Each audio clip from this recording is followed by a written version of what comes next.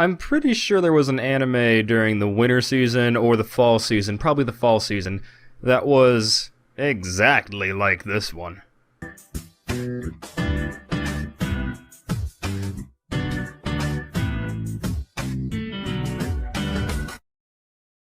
Hello everybody, my name is Meisterbloo, and I just checked out the first episode of 100, a new anime coming out this spring.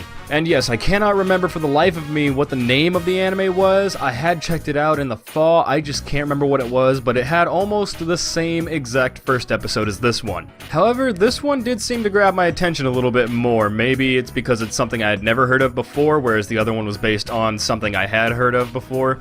So maybe this one just caught me by surprise, and maybe that's why I got a little bit more intrigued than I did with the last one. The premise of this show seems to be that there's the world, and there are giant creatures called savages, and there are people called slayers who use weapons called 100 to defeat these savages. The hundreds come in like little crystals, and when they're activated, they become a personalized weapon for each individual person using them. And our main character seems to have had a bad run-in in the past with these savages, and seems to have grown this sort of thing where he needs to protect everybody from them. So anytime somebody gets hurt, that's when he wants to act. And he took a test. I don't know how he took this test without actually using one, because it stated that this was going to be his first time ever using these hundreds, but he took a test for like compatibility with them and got the highest rating ever. In exchange for his sister getting medical attention, he decides to go to this carrier ship type situation out in the ocean, but instead of it carrying like ships and everything, it has a school on it, an academy for these slayers.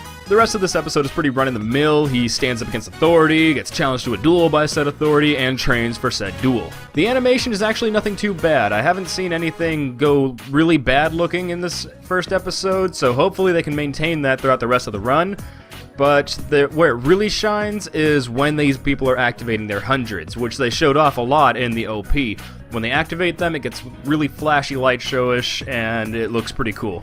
Until we get into the action points, the characters' movements don't really seem anything too special. They're not very fluid, they're just kind of normal. But once it gets into action, it seems to kick it up a notch, which is nice. As for the music, I really liked it in this episode. The OP was this epic, like, rock orchestral type thingamajig going on, and it was really nice to listen to. It fit the action that was being shown off in the OP really well. And then when we get to the Academy, it's some upbeat, lighter tunes, like chip tunes going on. Not chip tunes as in like 8-bit, but like upbeat type tunes going on with the Academy.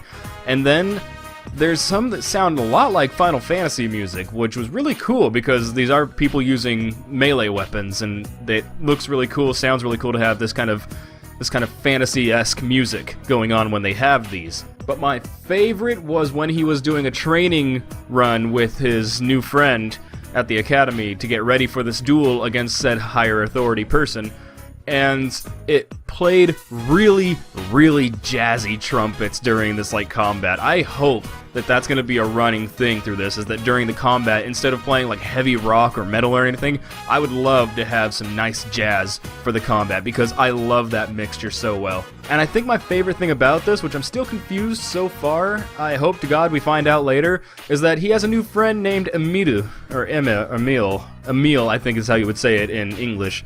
And I don't know what gender this person is, but the show doesn't seem to care about telling. It seems to be playing up that this is a girl. However, when it points out that the main character refers to this person as a guy, there's only a split-second beat where you think the person might be offended, but they never show anything. So it's like, either this is a girl that doesn't care being considered a guy, either this is a guy who looks girly and sounds girly and whatnot and doesn't care, is really open about that.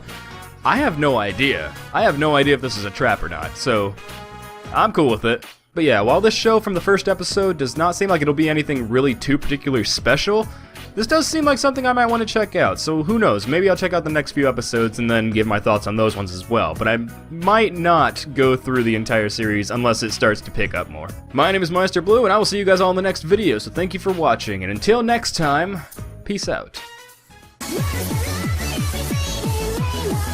See you.